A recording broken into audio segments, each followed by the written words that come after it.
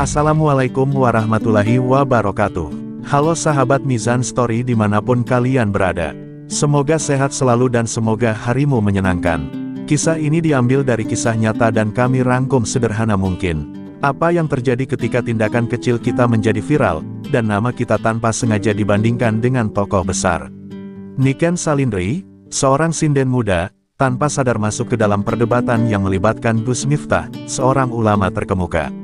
Sebuah kisah tentang adab, pertanggungjawaban, dan kembali menemukan diri dalam sunyi dan ketulusan. Simak perjalanan emosional yang mengubah pandangan tentang apa artinya menjadi baik di mata dunia. Sebelum kita lanjut, mari kita bersama-sama mengucapkan sholawat kepada Nabi Muhammad, sebagai bentuk kecintaan kita kepada beliau. Allahumma sholli ala Muhammad wa ala alihi wa sahbihi ajmain. Semoga dengan sholawat ini, kita mendapatkan berkah dan syafaat dari Rasulullah di dunia dan akhirat. Amin ya robbal alamin. Jangan lupa untuk like, komen, dan subscribe sahabat Mizan Story agar kamu tidak ketinggalan cerita-cerita inspiratif lainnya. Beginilah kisahnya. Malam itu, langit desa Ngadirejo dihiasi ribuan bintang yang seolah ikut menyambut pesta rakyat tahunan. Sebuah panggung sederhana berdiri megah di tengah lapangan, dikelilingi lautan manusia yang haus hiburan. Suara gamelan mulai mengalun, dan seorang sinden muda naik ke atas panggung dengan anggun, Niken Salindri, si anak ajaib dari Kediri, yang suaranya telah menembus batas desa dan kota. Sorot lampu menyorot wajahnya yang lembut namun penuh keyakinan. Ia membuka acara dengan tembang, ilir-ilir, yang menggetarkan hati. Di balik suara merdu dan tata busana yang memesona, Niken membawa semangat anak muda yang tetap bersahaja. Penonton terpaku, terhipnotis oleh setiap bait yang ia nyanyikan. Namun di balik kerumunan yang bergembira, ada satu sosok yang tak tersentuh oleh euforia malam itu. Seorang penjual es serut tua duduk termenung di dekat gerobaknya, sedikit tersembunyi di balik tenda makanan. Dagangannya masih utuh, tak seorang pun mampir. Tangannya gemetar memegang gagang serutan, dan matanya berkaca-kaca menatap kerumunan yang lebih tertarik pada bintang panggung daripada segelas es dingin. Ia menatap langit, seakan bertanya, apakah malam ini aku pulang tanpa rezeki lagi, Gusti? Di tengah lagu kedua, mata Niken menangkap sosok itu. Sorot matanya berubah, ada yang meresap ke dalam hatinya, sesuatu yang tak bisa ia abaikan. Tanpa berkata sepatah kata, ia memberi isyarat kepada kru gamelan untuk berhenti. Musik terhenti, penonton terdiam bingung. Lalu, di hadapan ribuan mata, Niken turun dari panggung, mengangkat ujung jaritnya agar tidak tersandung, dan berjalan tegap ke arah penjual es itu.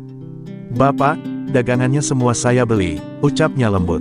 Penjual es terperangah, seperti tak percaya suara itu datang dari sang sinden. Niken membuka dompet kecil di pinggangnya dan menyerahkan uang lembaran besar. "Tolong bagikan es ini untuk penonton." "Ya, Pak. Biar semuanya ikut bahagia malam ini." Tangis lelaki tua itu pecah. Ia tak sempat berkata apa-apa, hanya bisa menciumi tangan Niken dan bersujud dalam diam, sementara orang-orang mulai bersorak haru. Beberapa kru dan panitia segera membantu membagikan es serut gratis ke penonton. Suasana lapangan berubah. Sorak dan tepuk tangan kini bukan hanya karena suara, tapi karena hati. Di atas panggung, Niken kembali berdiri, kali ini dengan mata sedikit sembab tapi senyum penuh cahaya.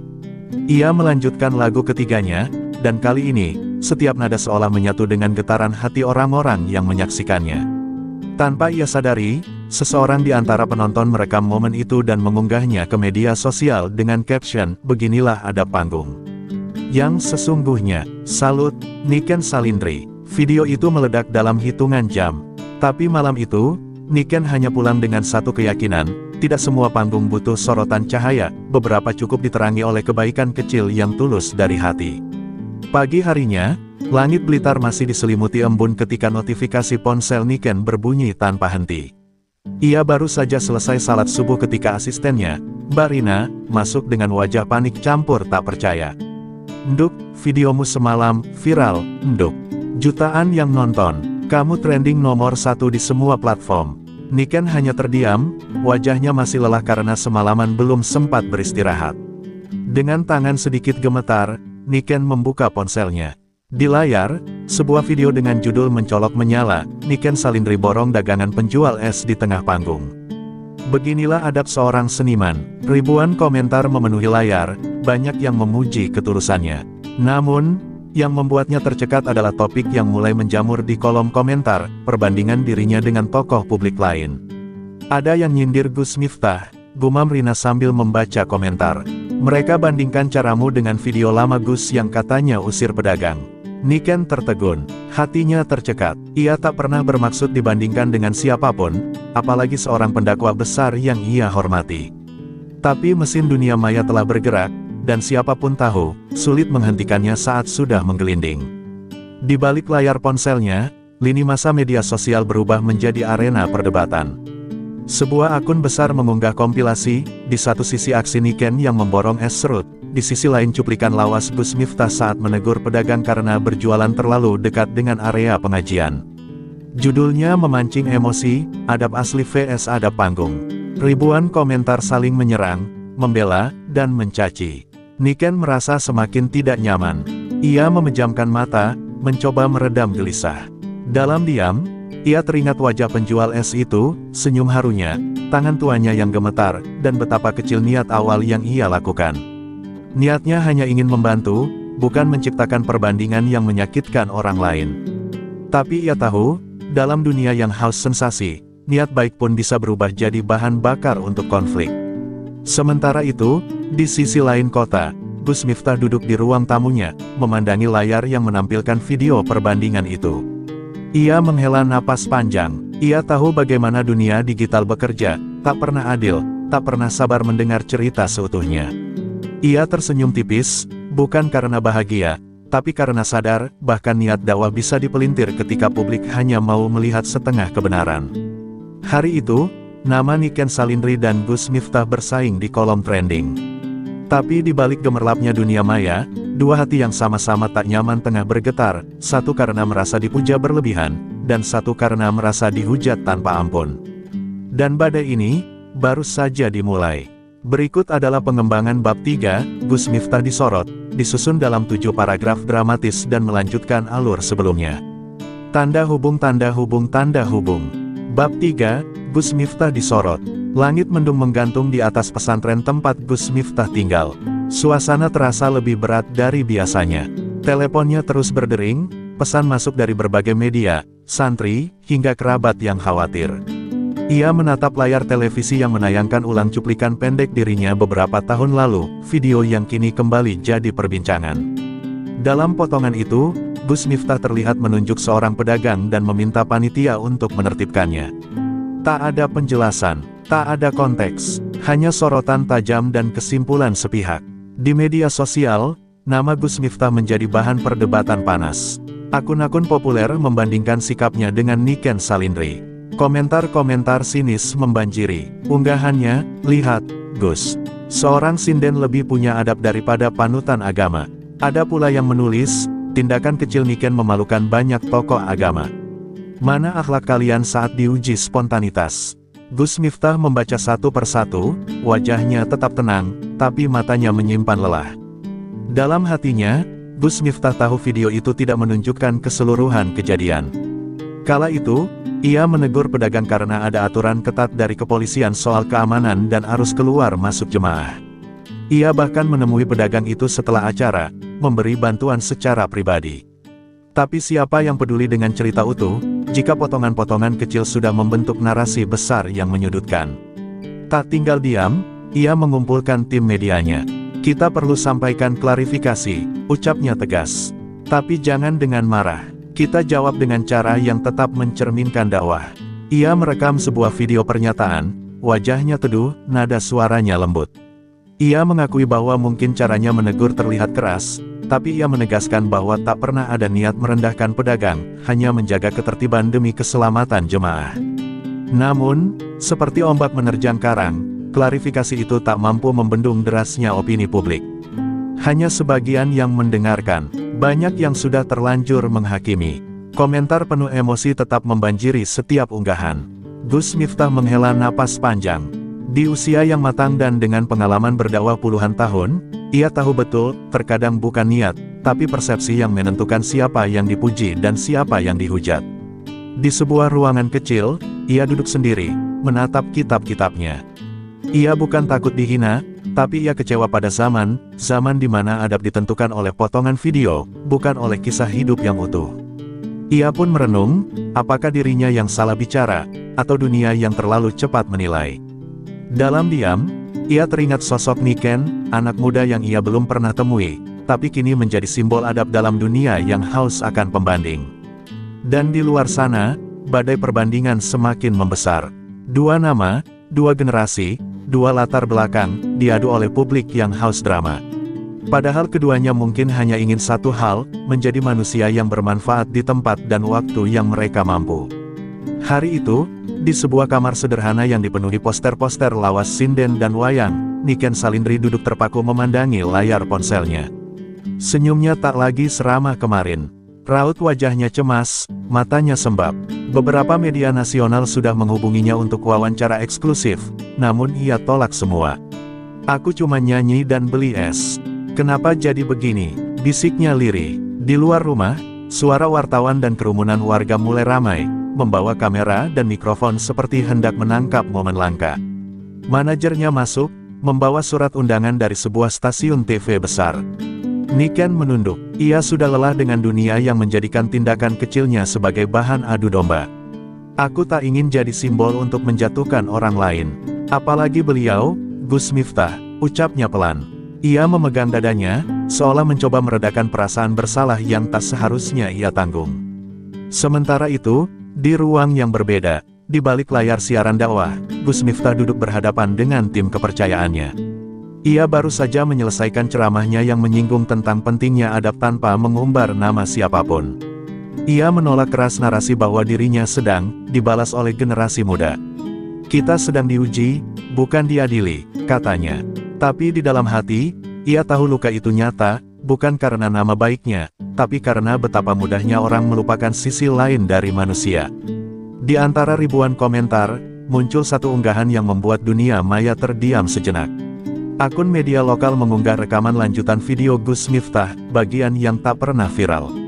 Sebelumnya, dalam video itu, ia terlihat menghampiri pedagang usai pengajian, memberi amplop dan meminta maaf atas peneguran sebelumnya. "Jangan kecil hati, Pak. Panjenengan tetap bagian dari keberkahan malam ini," katanya dalam video itu. Perlahan, komentar mulai berubah. Beberapa mulai mempertanyakan, kenapa potongan ini baru muncul sekarang. Namun di dunia digital, perubahan arah opini tidak secepat itu. Badai sudah terlanjur mengakar. Di sisi lain, Niken merasa makin terjebak dalam narasi yang tak ia kendalikan. Ia mulai berpikir untuk menyuarakan sesuatu. "Mbak Rina, tolong bantu buatkan video klarifikasi. Aku harus bicara." Dalam video berdurasi singkat itu, Niken tampil tanpa riasan, hanya dengan suara lirih namun tegas. "Aku tidak layak dibandingkan dengan siapapun. Apa yang aku lakukan hanya bentuk spontanitas. Aku menghormati semua tokoh, termasuk Gus Miftah." Video Niken menjadi penyejuk. Banyak yang mulai menyadari bahwa dua kebaikan tak seharusnya dipertentangkan. Tapi tetap saja, jejak-jejak luka digital tak hilang begitu saja. Gus Miftah menonton video klarifikasi itu sambil tersenyum tipis. "Anak itu cerdas dan tulus," gumamnya pelan. Di sanubarinya, tumbuh rasa ingin bertemu, bukan untuk klarifikasi, tapi untuk saling menghormati, tanpa kamera, tanpa sorotan, tanpa nalar publik yang gaduh. Dan di balik semua layar itu, tak ada yang tahu, dua manusia ini sebenarnya sedang berjalan di jalur yang sama. Jalur kebaikan. Hanya saja, dunia yang memaksa mereka terlihat bertolak belakang. Hari-hari berlalu, tapi rasa sesak di dada Niken tak kunjung reda. Meski klarifikasinya sempat menyejukkan riuh publik, komentar-komentar baru bermunculan. Sebagian tetap menjadikannya pahlawan adab, tapi dengan nada yang merendahkan orang lain. "Kalau semua tokoh agama kayak Niken, Indonesia damai," tulis seseorang. Komentar itu viral, tapi bagi Niken, rasanya seperti belati yang mengoyak ketenangan batinnya. Ia merasa menjadi alat, bukan lagi manusia yang hanya ingin berbuat baik. Ia duduk di depan cermin kamarnya, ditemani gamelan lembut dari radio tua.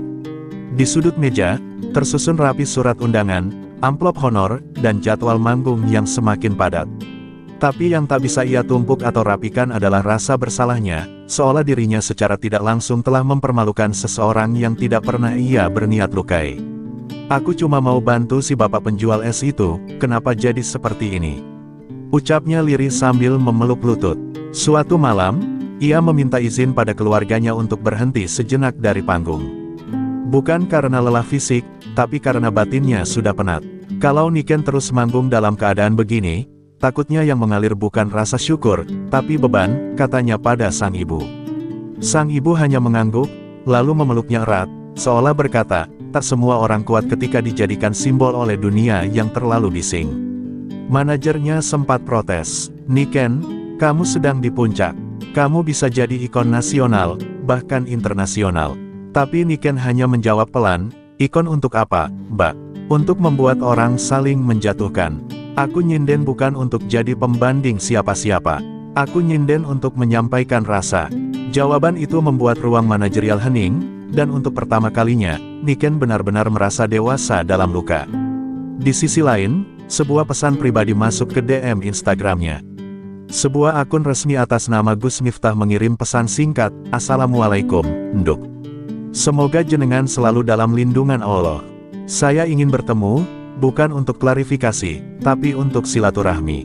Saya yakin panjenengan juga ingin ini selesai dengan adab yang sejati." Niken membacanya berulang kali. Ada ketenangan yang mengalir dari kata-kata itu. Untuk pertama kalinya sejak video viral itu muncul, ia tersenyum. Namun, hatinya masih bimbang. Ia takut pertemuan itu justru memperpanjang sorotan, menjadi bahan konten baru bagi media. Ia takut dunia luar tak membiarkan mereka berdamai dalam sunyi.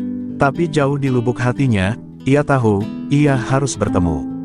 Tidak demi publik, tapi demi dirinya sendiri, dan demi seorang Gus yang namanya tak pernah pantas dimasukkan dalam keributan yang ia tak sengaja ciptakan.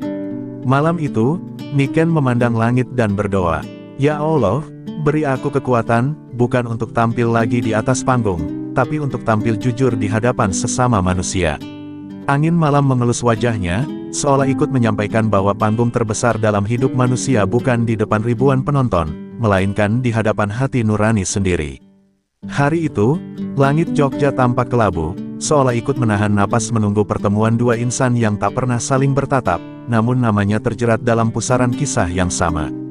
Di sebuah warung sederhana di pinggiran kota, jauh dari sorotan kamera dan hiruk-pikuk wartawan, Niken Salindri tiba lebih dulu. Ia mengenakan kerudung polos dan baju sederhana, menyembunyikan identitasnya dari publik. Tangannya menggenggam erat termos kecil berisi wedang jahe buatan ibunya, oleh-oleh sederhana, tapi penuh makna. Tak lama kemudian, sebuah mobil sederhana berhenti. Dari dalamnya turun Gus Miftah, mengenakan sarung dan peci hitam. Raut wajahnya teduh, senyumnya seperti angin sore yang menyejukkan panas yang lama tertahan. Ia menyapa pelan, "Assalamualaikum, Nduk," dan suara itu langsung membuat hati Niken bergetar. Ia menunduk dalam, bukan karena malu, tapi karena hormat. "Waalaikumsalam, Gus," jawabnya lirih. Mereka duduk berhadapan, tak ada kamera, tak ada panggung, hanya dua manusia yang sama-sama lelah menjadi simbol dan ingin menjadi diri sendiri. Suasana hening sejenak, hanya suara sendok mengaduk teh dan detak jantung yang berdegup cepat. Lalu, Niken membuka suara duluan. "Maaf, Gus, saya tidak pernah ingin semua ini terjadi. Saya merasa bersalah karena nama panjenengan terseret dalam hal yang tidak adil." Suaranya nyaris pecah. Gus Miftah menatapnya dalam, lalu mengangguk pelan. "Saya tahu, Nduk, dan saya tidak pernah merasa tersinggung. Yang salah bukan kamu, bukan saya. Tapi dunia yang lebih suka menyaksikan konflik daripada kebaikan." Kalimat itu membuat Niken menahan tangis. Ia merasa beban yang ia pikul selama ini perlahan runtuh. Ia tak sedang dihakimi, ia sedang dipeluk oleh kedewasaan. Obrolan mengalir seperti sungai kecil, tenang tapi dalam.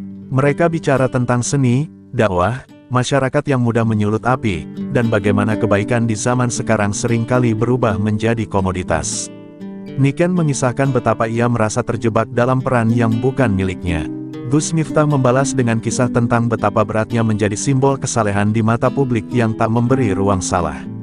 Saat langit mulai menggelap, Gus Miftah mengucapkan satu kalimat yang akan selalu Niken ingat, "Jangan biarkan satu tindakan baikmu diukur dengan komentar orang. Karena Allah menilai hati, bukan sorotan kamera." Niken menatapnya dengan mata berkaca-kaca. Ia tak menjawab, hanya mengangguk. Di dalam hatinya, badai yang lama mengamuk mulai mereda. Mereka berpisah tanpa jabat tangan panjang atau peluk haru. Hanya sebuah senyuman dan ucapan terima kasih. Tapi dalam hati masing-masing, mereka tahu, ini bukan sekadar pertemuan. Ini adalah titik balik. Bukan akhir cerita, tapi awal dari jalan yang lebih sunyi, jalan adab sejati yang tak selalu perlu disorot. Beberapa minggu telah berlalu sejak pertemuan tanpa sorotan itu.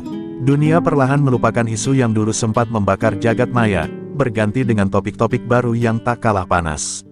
Tapi bagi Niken, bekas luka itu tak hilang, justru berubah menjadi sulaman pelajaran yang memperkuat jiwanya. Ia kembali berdiri di depan cermin kamar, kali ini dengan wajah yang tak lagi diliputi keraguan. Sudah cukup aku bersembunyi, bisiknya. Saatnya kembali, tapi dengan cara yang lebih utuh.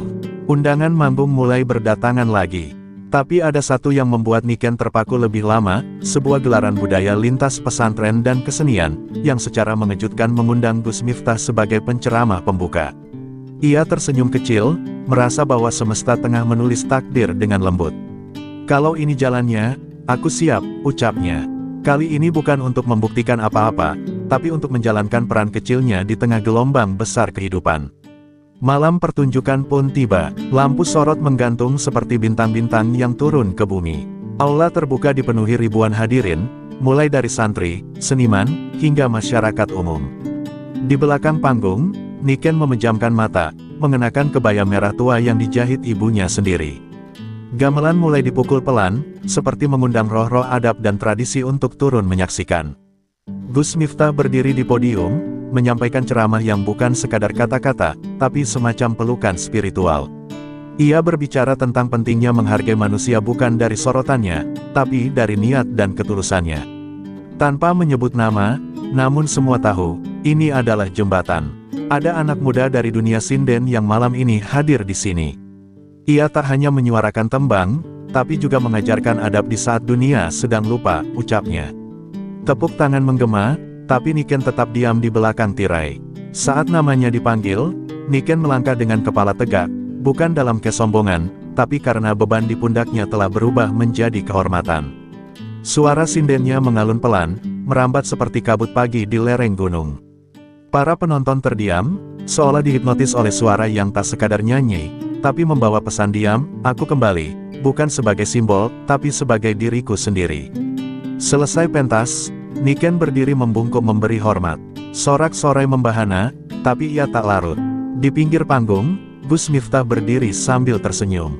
Mereka hanya saling pandang dan mengangguk, sebuah salam yang tak butuh banyak kata. Dunia mungkin akan terus berubah, tapi malam itu, adab dan seni telah kembali bersanding dalam harmoni.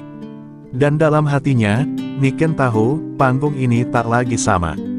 Bukan karena ia lebih terkenal, tapi karena kini ia lebih mengerti untuk siapa ia tampil, bukan untuk pujian, bukan untuk perbandingan, tapi untuk menyampaikan jiwa, setulus-tulusnya. Beberapa bulan setelah malam panggung yang menggugah itu, nama Niken Salindri memang masih sesekali disebut di media sosial, tapi gaungnya tak lagi sekeras dulu. Dunia maya sudah berpindah ke topik baru, mencari sensasi lain, membangun dan meruntuhkan sosok baru. Tapi bagi Niken, justru disinilah ketenangan sejati mulai tumbuh, ketika dunia tak lagi menyorot, dan ia bisa berjalan sesuai irama hatinya sendiri. Ia kembali ke rutinitas yang lebih sederhana.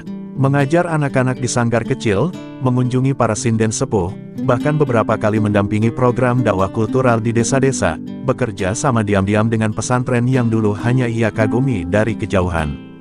Tak ada kamera, tak ada panggung megah, tapi justru di ruang-ruang sunyi itulah, Niken merasa ia benar-benar hidup. Aku bukan siapa-siapa, tapi aku bisa jadi jembatan, ucapnya pada diri sendiri, suatu senja. Di sela-sela kegiatannya, Niken menyusun buku kecil berjudul Adab di Antara Nada, sebuah catatan pribadi tentang perjalanan batinnya. Ia tak niat menjadikannya buku laris, hanya ingin menyimpan jejak untuk generasi muda yang mungkin nanti berjalan di jalur serupa. Dalam salah satu halamannya tertulis, kita tidak bisa mengatur bagaimana orang melihat kita, tapi kita bisa memilih bagaimana kita bersikap ketika dilihat, atau dilupakan. Suatu hari, ia menerima undangan dari Gus Miftah untuk menghadiri acara ziarah budaya. Di sana, mereka duduk di antara makam para wali dan tokoh budaya, melantunkan doa, bukan untuk popularitas, tapi untuk keberkahan ilmu dan warisan lisan. Setelah doa, Gus Miftah berbisik lirih, jalan panjenengan panjang, nduk. Tapi ingat, jalan sunyi seringkali lebih dekat dengan keikhlasan. Niken tersenyum, menyimpan kalimat itu seperti pusaka di hatinya. Waktu terus berjalan, nama Niken mungkin tak lagi sering muncul di trending, tapi ia hadir dalam senyap, di lirik tembang-tembang yang ia ajarkan, di adab anak-anak muda yang ia bimbing, dan dalam cara orang diam-diam belajar memuliakan yang kecil tanpa perlu merendahkan yang besar. Ia tak menjadi legenda karena gemuruh, tapi karena keteguhan dalam diam. Dan ketika kelak orang bertanya, siapa yang paling berpengaruh dalam perjalanan karirnya, Niken akan menjawab tanpa ragu, bukan mereka yang memujiku, bukan juga yang mencemoohku, tapi dia yang mengajarkanku bahwa adab bukan soal gaya, tapi tentang bagaimana kita memuliakan hidup, dalam setiap nada maupun jeda. Maka berakhir sudah cerita ini, bukan sebagai dongeng, bukan pula sebagai kisah viral semata, melainkan sebagai pengingat, bahwa di antara ribuan suara yang berlomba didengar, suara yang paling lama tinggal adalah suara yang disampaikan dengan ketulusan. Dan Niken, gadis sinden itu, telah membuktikannya. Perjalanan Niken Salindri mengajarkan kita bahwa dalam setiap langkah kehidupan, adab dan ketulusan lebih berharga daripada sorotan dunia yang hanya sesaat. Ketika kita memilih untuk berbuat baik dengan niat yang tulus, meski dunia tak selalu melihatnya, kebaikan itu akan tetap hidup dalam hati mereka yang paham. Kisah ini adalah pengingat bahwa dunia ini lebih membutuhkan ketenangan dan kebijaksanaan daripada hiruk-pikuk yang mengiringinya. Terima kasih telah menyaksikan kisah ini hingga akhir. Semoga cerita ini memberi inspirasi dan menyentuh hati Anda. Jangan lupa untuk like, komen, dan subscribe untuk lebih banyak cerita yang penuh makna. Sampai jumpa di video selanjutnya. Cerita ini adalah karya fiktif. Semua nama, peristiwa, dan latar yang ada dalam cerita ini terinspirasi oleh kenyataan namun dikembangkan sepenuhnya untuk tujuan naratif. Cerita ini tidak bermaksud mencemarkan atau menyudutkan siapapun. Semua karakter adalah fiksi dan tidak mewakili tokoh nyata. Terima kasih sahabat Mizan Story telah menonton sampai akhir. Sampai jumpa di cerita berikutnya. Wassalamualaikum warahmatullahi wabarakatuh.